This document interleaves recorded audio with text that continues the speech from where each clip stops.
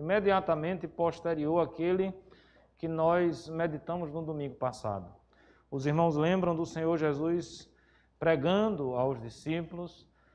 Os irmãos lembram que aqueles discípulos murmuravam, que aqueles discípulos não aceitavam a contento as palavras de Jesus. Jesus, de forma muito enfática, vai trabalhar a mensagem do que é o verdadeiro evangelho, do que ele veio fazer aqui na terra, mostrando claramente, para aquelas pessoas que ele é o pão que desce do céu. Nós, inclusive, fizemos uma comparação com as palavras que ele disse à mulher samaritana. Naquela ocasião, ele diz: eu sou a água da vida, quem beber desta água não terá mais sede, você não terá mais a necessidade de vir ao poço. As buscas se encerraram quando nós encontramos o Senhor Jesus ou quando nós somos por Ele encontrados. E, de alguma maneira, nós vamos ver Jesus repetindo essa mensagem. E agora ele usa a figura do pão que desce do céu.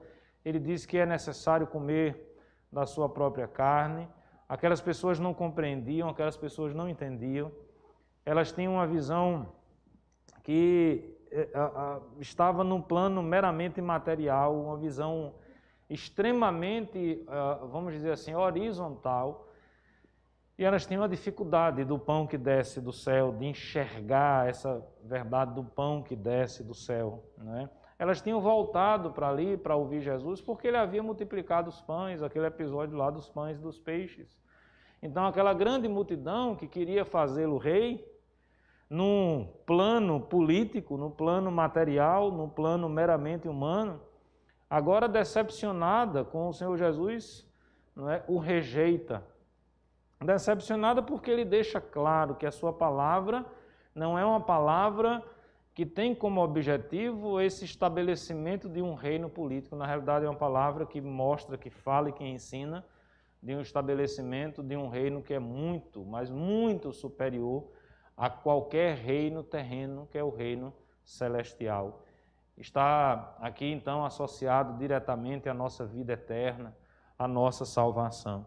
E, mais uma vez, então, nós somos apresentados a discípulos que ouvem essa palavra e que têm uma reação que nós não gostaríamos que existisse, mas que existe. De modo que eu gostaria de tirar aqui como título para essa mensagem a profissão de fé que Pedro fez. Pedro, quando questionado se também deveria, ele e os outros 11 discípulos, ou apóstolos, se eles também iriam abandonar Jesus, ele diz: Senhor, para onde nós iremos? Tu tens as palavras da vida. Então, meus amados irmãos, nós estamos diante das palavras da vida. Nós estamos diante da mensagem da cruz. Nós estamos diante da mensagem do Evangelho. E quando eu digo nós, obviamente eu me refiro àqueles discípulos que estavam seguindo a Jesus. Da mesma forma que eles estavam diante da palavra, nós também estamos diante da palavra. E as reações que existiram há 2000 anos atrás são as mesmas reações que continuam existindo nos nossos dias. E diante da palavra de Deus, eu entendo que nós temos aí duas reações possíveis. A primeira reação salta aos nossos olhos. É a reação daqueles que enfaticamente, peremptoriamente rejeitam a palavra de Deus. Nós vamos ver algumas expressões que mostram essa rejeição, ou alguns motivos dessa rejeição. Veja, é sempre bom a gente relembrar o contexto. O Senhor Jesus estava aqui falando para pessoas que viram o milagre acontecer, o milagre da multiplicação dos pães, pessoas que tinham conhecimento daquilo que o Senhor Jesus estava realizando, que tinham conhecimento da cura daquele filho do oficial do rei, que tinham conhecimento da cura do paralítico lá em Betesda, que tinham conhecimento da transformação da água em vinho nas bodas de Caná da Galileia, que tinham conhecimento, como eu falei já, do episódio maravilhoso, fantástico, da multiplicação dos pães e dos peixes, e para lá eles recorrem, e diante de Jesus eles estão. Mas muitos estão ali num plano, mais uma vez eu enfatizo isso, meramente humano, numa visão estritamente horizontal. E o Senhor Jesus então começa a falar do Evangelho. O Senhor Jesus começa, nas palavras ditas pelo apóstolo Pedro, a falar das palavras da vida. A falar de uma realidade que vai além desta vida, a falar de uma realidade que é muito mais do que horizontal, ela é vertical, a dizer que Ele não é apenas aquele que vai multiplicar os pães e os peixes, mas Ele é o pão vivo que desce do céu. Ele não é apenas um homem que tem superpoderes, um super-herói, mas Ele é o próprio Deus que se fez carne. Nós nunca podemos nos esquecer disso. É o Deus que se fez carne, que tabernaculou entre nós. Nós nunca podemos nos esquecer que esse Deus que se fez carne é o Deus que é, que era e que sempre será. É o Deus que estava lá no início, quando tudo foi criado. É o Deus que continua presente na história da humanidade. É o Alfa, é o Ômega, é aquele que não tem início, é aquele que não tem fim. É o Deus eterno. É aquele que acalma a tempestade. É aquele que diz ao vento para o vento parar. Lembrem-se, os apóstolos estavam num aperto terrível. O vento batia contra a sua embarcação. O medo toma conta dos seus corações.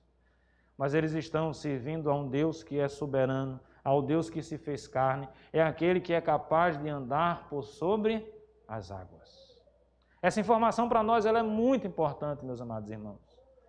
Porque nós vivemos e pensemos um pouco na realidade de hoje, que com certeza não é diferente da realidade de ontem e não será diferente da realidade de amanhã.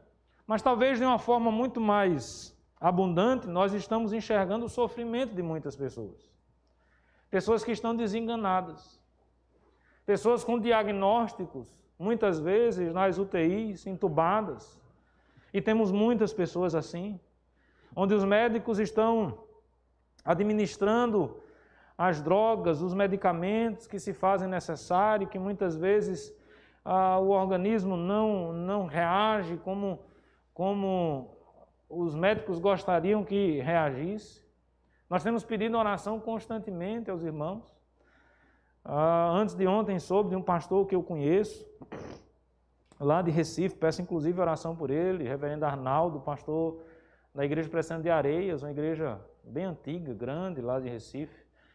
Conheci o reverendo Arnaldo quando pastoreava ainda em Arco Verde, está entubado por conta, acredito eu, do Covid, um quadro grave. E tantas outras pessoas que chegam em determinada situação onde a palavra humana, onde a ação humana não tem mais o que fazer, ou muito o que fazer. Mas nós nunca podemos nos esquecer a quem nós servimos. Nós servimos aquele que controla o vento. Nós servimos aquele que acalma a tempestade.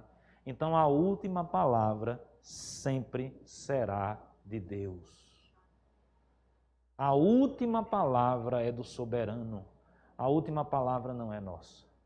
Nós fazemos, nós trabalhamos, nós nos esforçamos, mas o milagre, quem realiza é Deus.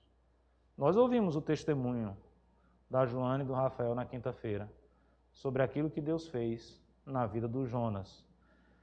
E estávamos há um ano atrás orando pela vida dele. E hoje está aqui quietinho nos braços da mãe, com medo do pastor jogar água na cabeça dele de novo, em grande quantidade. É assim que Deus age, meus amados irmãos. Então veja, os discípulos não estão diante de qualquer pessoa, mas para aqueles que têm uma visão estrita, uma visão tacanha, uma visão pequena. E quando eu falo visão pequena, é justamente essa visão que dá conta apenas dessa realidade que nos cerca.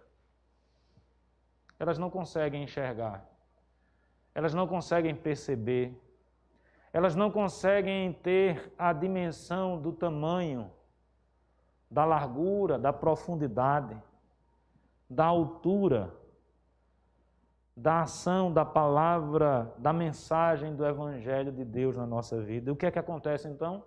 O verso 60 diz que muitos dos seus discípulos, Esses discípulos aqui não são os 12.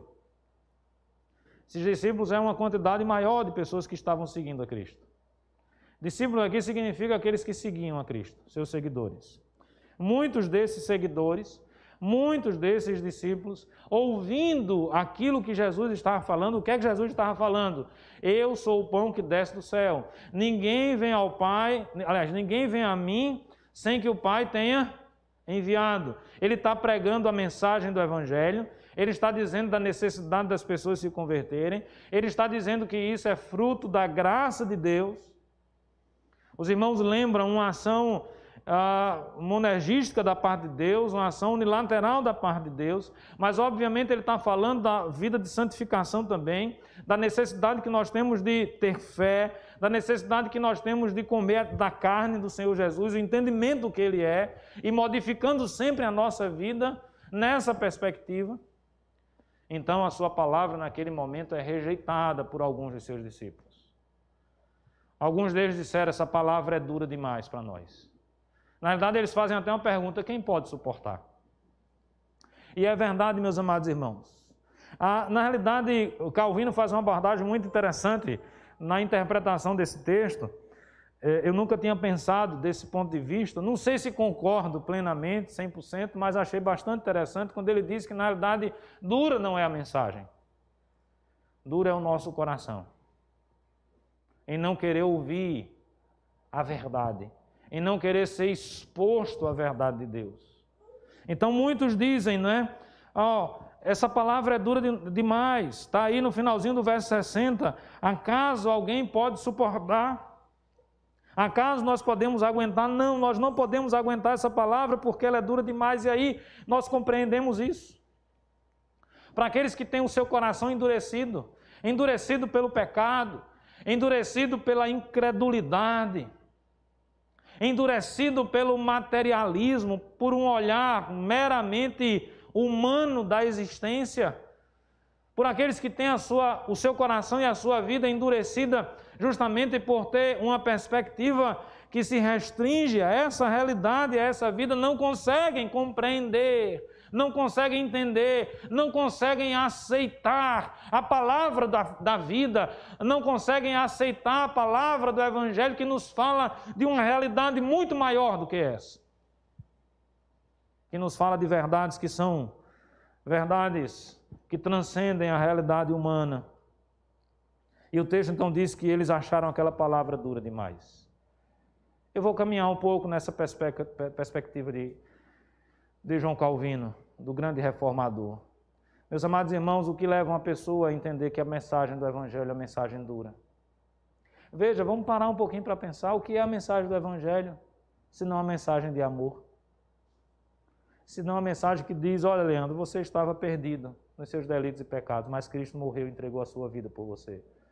Olha André, não tinha saída para a sua vida, mas Cristo, através do grande amor de Deus, veio ao mundo, tabernaculou entre nós e entregou a sua vida pelo André, por mim, pela Renata, por todos nós.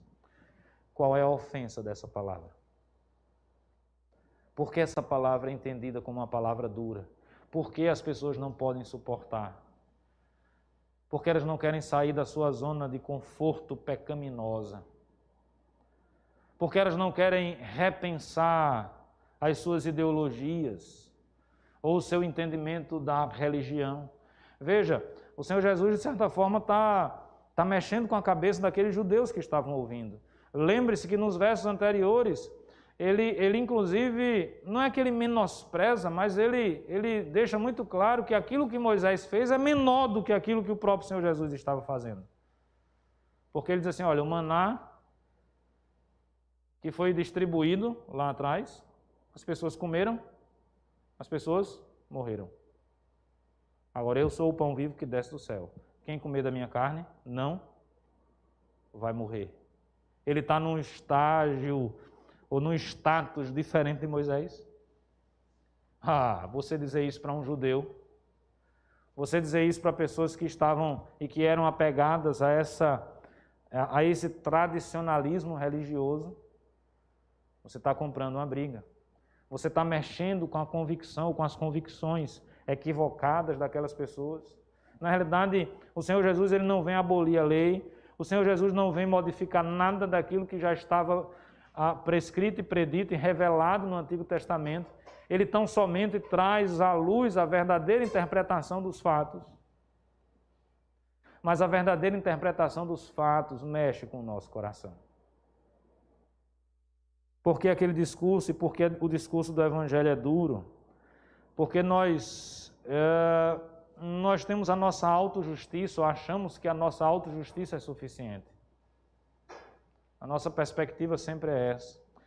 E aí eu junto a expressão duro com uma outra expressão, porque o texto diz que o Senhor Jesus percebe. E eles estavam fazendo isso nos seus corações. Parece que eles não estavam verbalizando tão enfaticamente isso, mas no seu coração eles estavam murmurando, confabulando consigo mesmo. E o Senhor Jesus então usa uma outra expressão, isso escandaliza vocês, essa é uma mensagem que é escândalo. Na realidade, 1 Coríntios capítulo 1, verso 23, nos ensina isso, que a mensagem da cruz, ela é escândalo para os judeus, ela é loucura para os romanos. Lembram desse texto? Um texto bastante conhecido. Óbvio que ela é loucura, óbvio que ela é escândalo, porque nós estamos falando daquele que viria para ser o rei, na perspectiva deles, lembre-se, eles queriam coroar Jesus. Jesus precisou fugir. Só os irmãos lerem os versículos anteriores. E agora, de repente, o Senhor Jesus está falando a respeito de morte, está falando a respeito do Evangelho, está apontando para a cruz. A cruz era uma morte ignomínia, a morte de cruz, destinada aos seres mais desprezíveis que existiam naquele momento, ou naquele contexto cultural. Mas aí é o que nos ensina Filipenses, o Senhor Jesus, mesmo sendo Deus, não usurpou o fato de ser Deus. Antes, esvaziando-se, entregou, deu a sua vida por nós. Meus amados irmãos, essa mensagem escandaliza o mundo até hoje. O Rei dos Reis se fez pessoa normal. O Deus Todo-Poderoso se fez humano. Os irmãos percebem o escândalo dessa mensagem?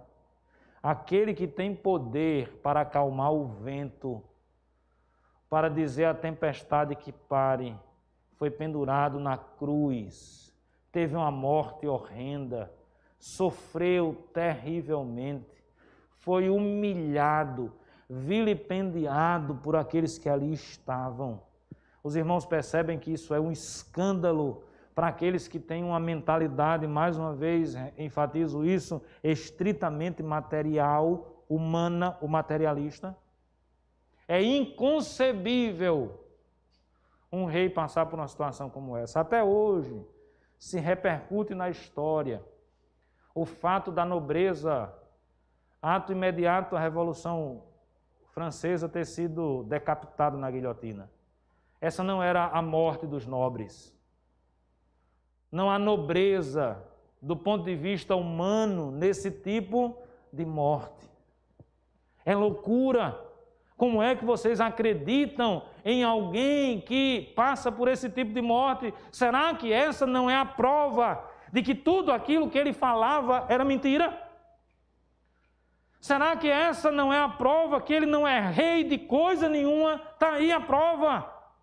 Colocaram uma coroa de espinhos sobre a sua cabeça, cuspiram no Senhor Jesus, feriram o Senhor Jesus, e ele está pendurado numa cruz, a morte destinada a ralé, aos piores, dos piores. Será que isso não escandaliza? Escandaliza para aqueles que pensam o mundo numa perspectiva humana, que pensam um mundo diferente do Evangelho. Eles estavam escandalizados, eles estavam achando aquela palavra dura demais. Na realidade, o texto diz que eles abandonaram o Senhor Jesus. Veja aí, verso 65, aliás, verso 66, diante disso, muitos de seus discípulos o abandonaram e já não andavam com ele. Diante da mensagem do Evangelho, diante da mensagem da vida, essa tem sido a reação de muitas pessoas. o entendimento de que essa mensagem é dura demais, porque ela nos tira da nossa zona de conforto, porque ela confronta o nosso pecado, por exemplo. Ah, meus amados irmãos, quantas e quantas vezes as pessoas vão atrás do discurso que alegra o coração. Vamos pensar inclusive no mundo evangélico que nos cerca. Quantas e quantas realidades saltam aos nossos olhos. Eu vou para determinada igreja, eu vou para determinado ajuntamento solene, porque ali o pastor fala manso, o pastor fala bonito, o pastor fala engraçado. Algumas mensagens, inclusive, estão mais para stand-up comedy do que para a mensagem propriamente dita. O pastor é engraçado, o pastor é legal, diz umas coisas boas. A gente sai de lá mais leve, né? A gente sai de lá mais feliz. Meus amados irmãos, a palavra que confronta o nosso pecado, se nós não queremos ser confrontados, ela é dura. A palavra que estabelece um conceito, e o conceito do amor revelado na cruz, é uma mensagem que escandaliza aqueles que têm um rei na barriga, aqueles que se acham mais do que são, aqueles que se veem, que se enxergam como oleiros e não como vasos, como soberanos e não como criaturas. A mensagem da cruz é loucura. É loucura para os romanos não passavam por isso. É loucura para os judeus como nós, a família da aliança, os herdeiros de Abraão, de Isaac, de Jacó. Vamos vivenciar uma situação como essa? Meus amados irmãos, a mensagem, infelizmente, da cruz afugenta aqueles que estavam próximos do Senhor Jesus apenas por interesses pessoais. Ela faz a separação do joio e do trigo. Em algum momento faz. E deixa eu dar um detalhe para os irmãos. O que me chama a atenção nesse texto é que, infelizmente, dentro da própria igreja, existem as pessoas que agem dessa forma. O Senhor Jesus faz menção clara aqui a Judas Iscariotes, inclusive o chamando de diabo, Satanás. Na realidade, o texto já preconiza essa realidade quando ele diz que existem dentre vós muitos que não creem. Estão aqui, estão entre nós, estão nas nossas igrejas, estão pregando, estão cantando talvez, são dizimistas fiéis ou sei lá o quê, mas ainda não foram tocados pela mensagem do Evangelho, ainda não foram transformados pelas palavras de vida, pela palavra eterna. E pode ser que aconteça, não sei, que em algum momento, quando confrontados pela verdade, se inquietem.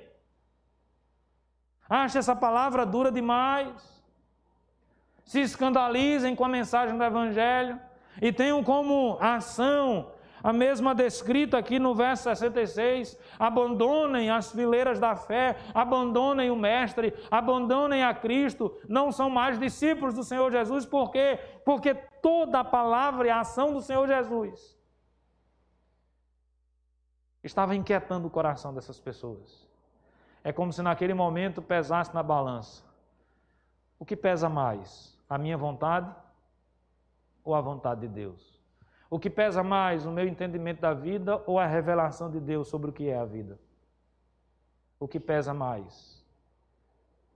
Viver a minha vida de pecado, usufruindo dessas alegrias e satisfações passageiras, ou viver uma vida santa, fazendo morrer a natureza pecaminosa e numa ação conjunta com Deus, melhorando a minha vida e cada vez mais me tornando parecido com o Mestre, com o Senhor Jesus.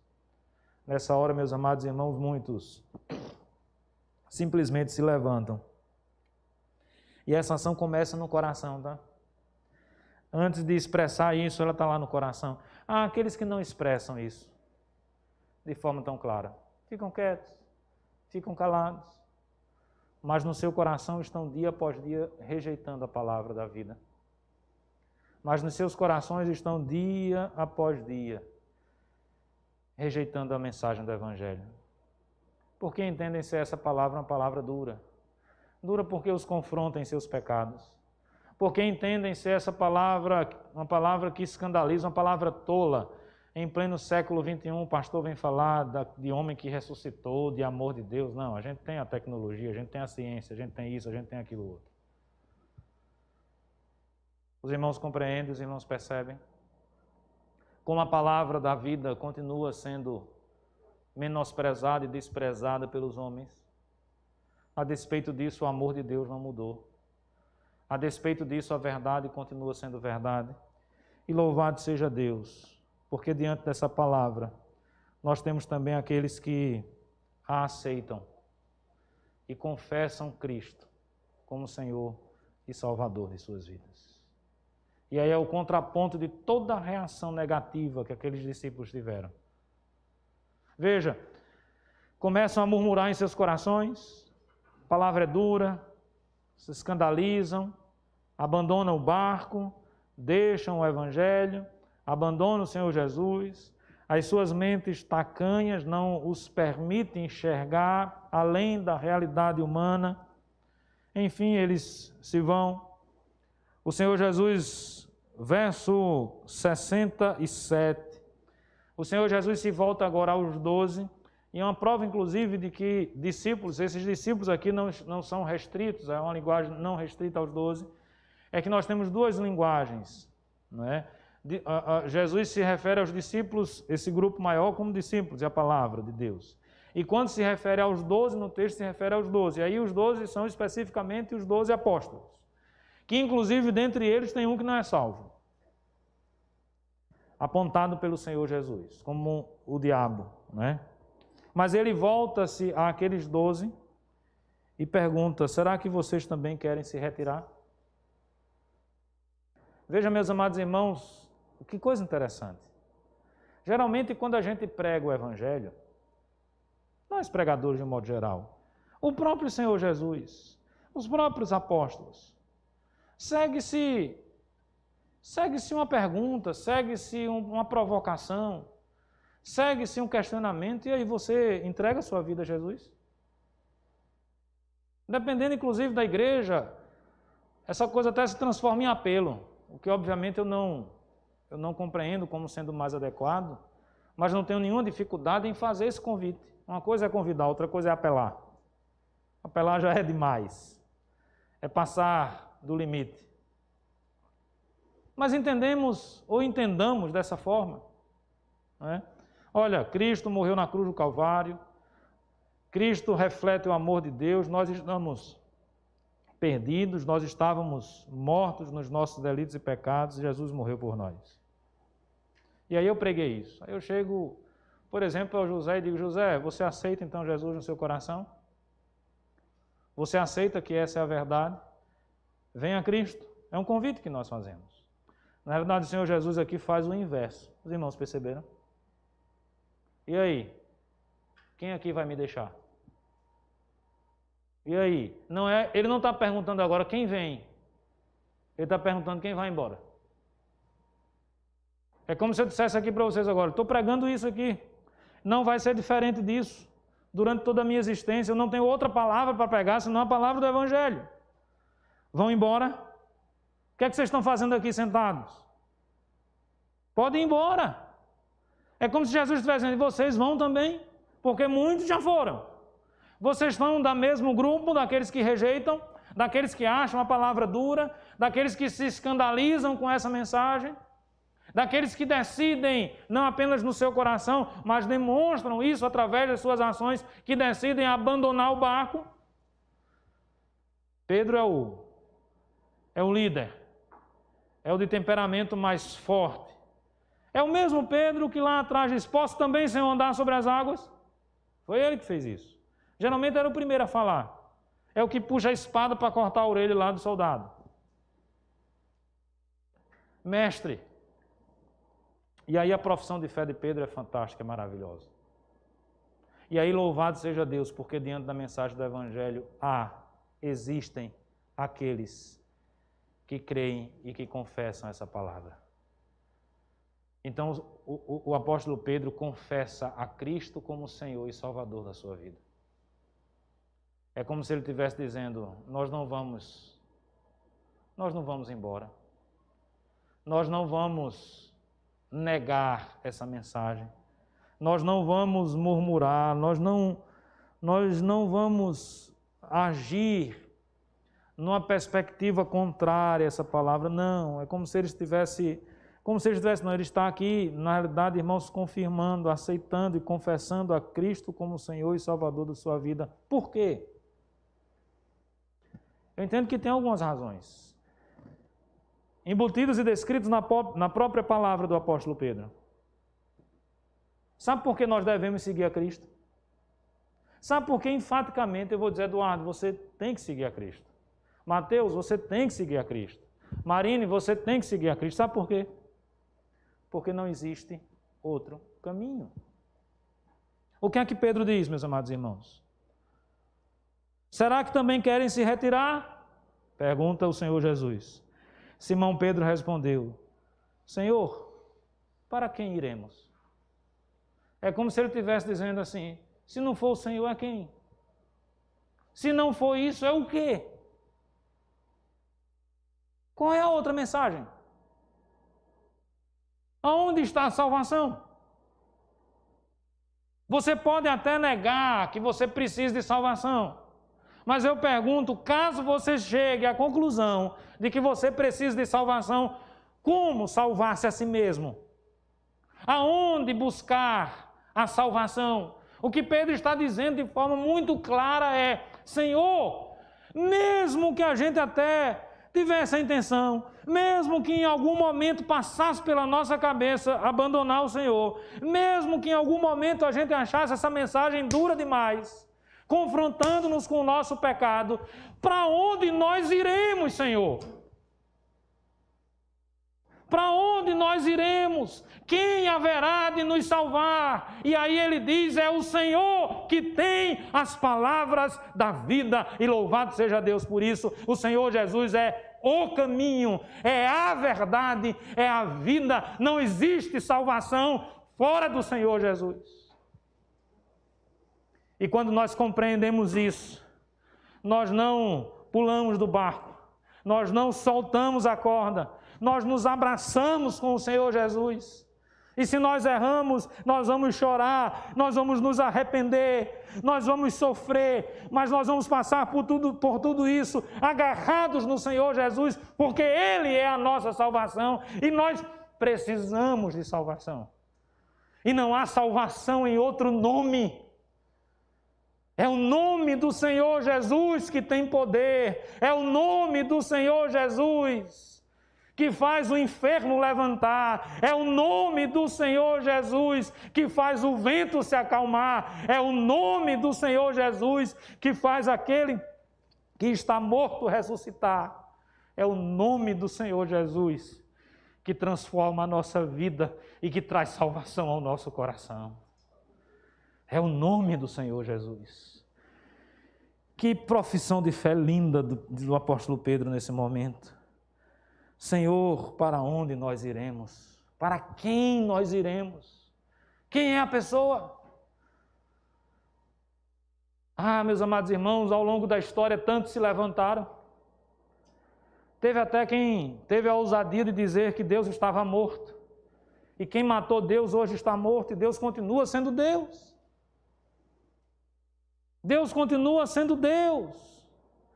Ele continua sendo o oleiro e nós continuamos a ser vasos nas mãos do oleiro. O Senhor tem as palavras da vida eterna. E nós temos crido e conhecido que o Senhor é o Santo de Deus. Ele aceita, ele confessa, porque não há outra saída. Porque não há outra verdade. O Senhor Jesus é o único caminho. A mensagem da cruz, por mais que para alguns seja ofensiva, seja escândalo, seja loucura, é a verdade. E não existe outra verdade. Não existe outra palavra que possa trazer salvação ao coração do homem. Nós confessamos a Cristo, meus amados irmãos, nós entregamos a nossa vida a Cristo, sabe por quê? Uma outra razão. porque nós somos alvos da graça de Deus. Lembre-se do discurso do Senhor Jesus. Ninguém vai ao Pai, ninguém vem a mim, se o Pai não enviar. Ninguém levanta o braço dizendo eu aceito, se Deus não começar a obra no seu coração. Ninguém confirma positivamente, ninguém professa aquilo que Pedro fez e aquilo que Pedro falou, se o Espírito Santo de Deus não estiver já testificando no seu coração essas verdades. E aí, meus amados irmãos, quando nós falamos da graça, nós estamos falando de algo que é irresistível. Obviamente, nós estamos falando de algo que é maravilhoso, de algo que na mente de alguns também é escândalo, não tenha dúvida disso. Porque graça, meus amados irmãos, é um favor imerecido. Imagine o pior bandido que pode existir na face da terra e de repente você se depara com a informação de que essa pessoa foi transformada e salva pelo Senhor Jesus. Isso é um escândalo ou não é um escândalo? Na nossa autojustiça, isso é duro ou não é duro de aceitar? Mas isso é possível ou não é possível? A história relata muitos casos de homens cruéis, homens terríveis, homens corruptos, assassinos, que em um dado momento foram atingidos pela graça. E aí, meus amados irmãos, não tem como fugir. Não tem mais como fugir. Nós fomos apanhados. Nós somos atingidos por algo que é maravilhoso. Sabe por que é maravilhoso? Porque nós não merecemos. Sabe por que é maravilhoso? Porque é fruto do amor de Deus. Nós não merecemos. Meu amado irmão, o que foi que você fez para você merecer ser salvo? O que foi que eu fiz para merecer? Toda essa história que nós conhecemos, o próprio Deus se fazer carne, habitar entre nós, entregar a sua vida por nós. O que é que nós fizemos de bom para mover o céu, para mover a força de Deus nessa perspectiva? O que foi que nós fizemos? Meu amado irmão, pense o que você quiser pensar, mas não tenha nunca a pretensão de achar que você fez algo que o tornou especial diante de Deus e que Ele fez tudo isso porque você é especial, porque esta não é a verdade. A nossa justiça, ela se compara a um trapo de imundícia. Aquele pano de chão mais sujo, podre que você tem em casa, que não presta nem mais para ser lavado, que você diz assim, esse já deu, lixo, está preto, podre, sujo, fedendo,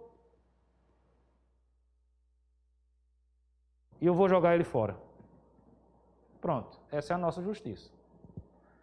Esse é o nosso melhor lado. Os irmãos estão compreendendo? Essa é a nossa grande qualidade. A nossa grande qualidade é essa. E apesar de ser quem nós somos, Cristo morre na cruz, sofre tudo o que Ele sofreu, entrega a sua vida por nós. Meus amados irmãos, o nome disso é graça. E essa graça é maravilhosa. Ela é maravilhosa também porque ela é irresistível. Porque nós somos tão ruins, mas tão ruim, que se fosse possível resistir, a gente resistia. Não fique chateado não, porque a graça é irresistível. Tem gente que não gosta disso. Quando os presbiterianos falam da soberania de Deus, que absurdo! E a minha autonomia? E o meu livre arbítrio? Não queira autonomia não, meu irmão. Fuja desse negócio de livre-arbítrio, porque se você tivesse essa coisa chamada livre-arbítrio, você só ia fazer o que não presta. Mas aprove a Deus. Aí eu entendo porque é loucura. Porque não cabe dentro da nossa lógica humana. Não cabe dentro dos nossos estereótipos, dos nossos padrões, não é? Dos nossos preconceitos, dos nossos conceitos pré-fabricados, sociais, antropológicos, políticos, jurídicos. Não cabe à ação de Deus. Ela destoa de tudo isso. A ação de Deus em nos salvar só cabe dentro do seu amor e da sua graça, e mais nada. Não queira aplicar critérios meramente humanos à ação de Deus, porque nós não vamos conseguir, porque a mente de Deus não é a nossa mente. Os pensamentos de Deus não são os nossos pensamentos. Quem conheceu? Quem primeiro deu a Ele?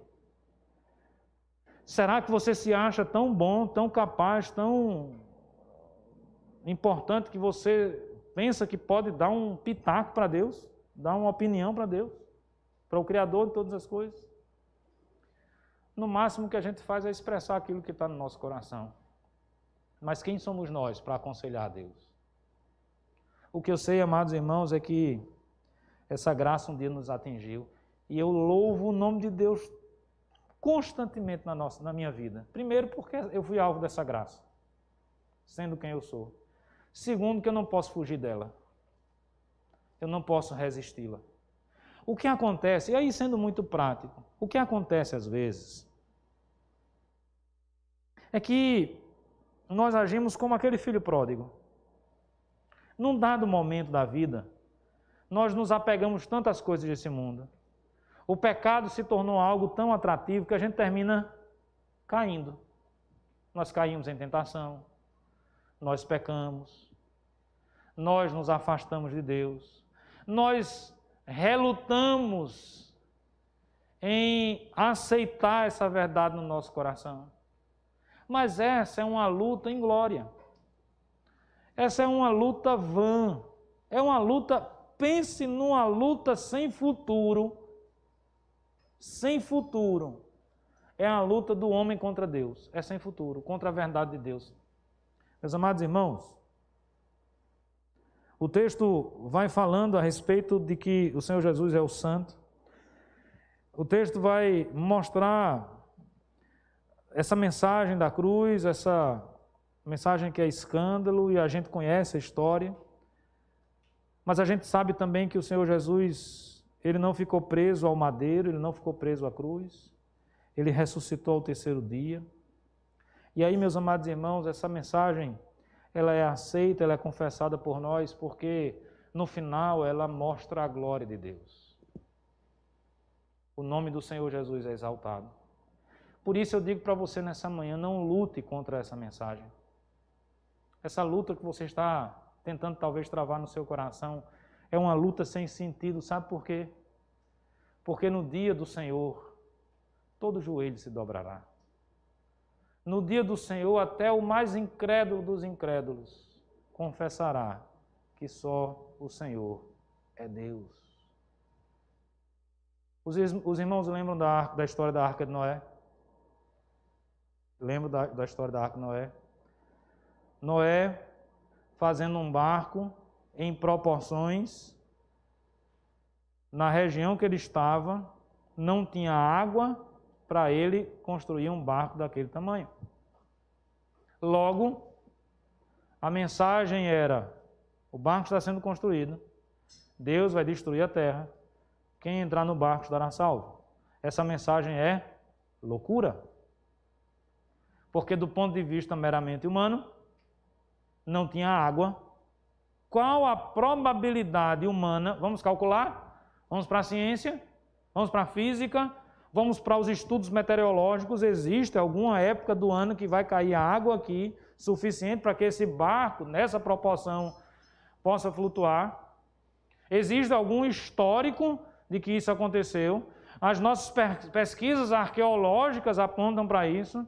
Estudando as leis da física, nós chegamos à conclusão de que isso é possível. Não, tudo que a gente estuda aponta para que isso é improvável, isso é impossível. A grande questão é que o Deus que nós servimos é o Deus dos impossíveis.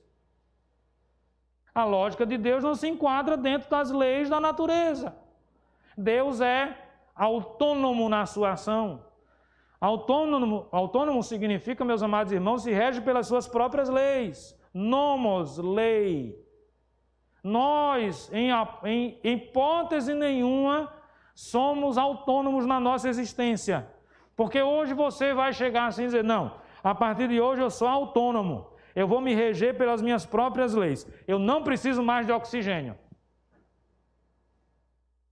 Eu não preciso mais de água, porque eu fiz um decreto da minha própria vida, eu no alto da minha soberania humana, da minha inteligência, da minha capacidade humana, eu baixei um decreto, uma lei, e nessa lei diz, eu não preciso mais de oxigênio. A gente é tão fraco, mas tão fraco, que além de não conseguir baixar um decreto desse, se a gente tapar o nariz e a boca, parar de respirar, a gente solta. De tão autônomo que é o homem, de tão bom, fantástico, nem isso a gente consegue, morrer asfixiado, segurando com a nossa própria mão. Vai chegar um momento que a gente... graças a Deus, estou respirando. Essa é a força do homem. O que é que aconteceu lá na Arca de Noé? Esse homem está louco. Está lá Moisés, está lá Noé trabalhando, construindo a arca. O grande problema, meus amados irmãos, é o seguinte. Eu vou jogar o jogo da lógica do mundo. Suponhamos que tudo isso que a gente está falando aqui seja nada, não seja verdade. Suponhamos, aqueles que estavam vendo Noé construindo a arca, suponhamos que a chuva nunca ia cair. Beleza. Noé teria construído uma arca, Noé teria passado por louco e estava todo mundo bem. Concordam comigo? Suponhamos que a mensagem da cruz não seja verdade. Ok, siga a sua vida. Faça o que você deu na telha. Siga os princípios que você quiser seguir. Mas, contudo, porém, todavia, vamos fazer o pensamento inverso. Suponhamos que o dilúvio vem. Suponhamos que o dia do juízo final virá sobre nós. Suponhamos que a arca é fechada pelo próprio Deus. E depois que Deus fecha, nós não temos força por nós mesmos para abrir. Suponhamos que tudo é alvo da graça de Deus. Você vai pagar para ver? É isso que você quer para a sua vida? Esperar um momento em que não se pode mais buscar o Senhor? Enquanto a palavra de Deus está dizendo para mim e para você nessa manhã e todos os dias da nossa vida, buscar o Senhor enquanto se pode achá-lo. O convite está feito. O convite para você e para mim nessa manhã é: entrega a sua vida a Cristo. Aceite a Cristo como Senhor e Salvador da sua vida. Confesse o nome de Cristo, porque não há salvação em nenhum outro nome. O convite está claro. O convite é esse, não há outro. E louvado seja Deus, porque até hoje pessoas continuam aceitando esse convite da palavra de Deus, entregando as suas vidas nas mãos do Senhor Jesus. E quando isso acontece, o nome do Senhor Jesus é glorificado. A mensagem da cruz para nós não é escândalo, porque o nosso Cristo não está na cruz. O nosso Cristo venceu a morte. É por isso que eles têm as palavras da vida, não é a palavra da morte, é a palavra da vida. E não é vida qualquer, é vida eterna. Os irmãos compreendem o que é isso? É nunca mais morrer. É ter vencido definitivamente a morte, é ter colocado a morte no seu devido lugar, é a morte da morte.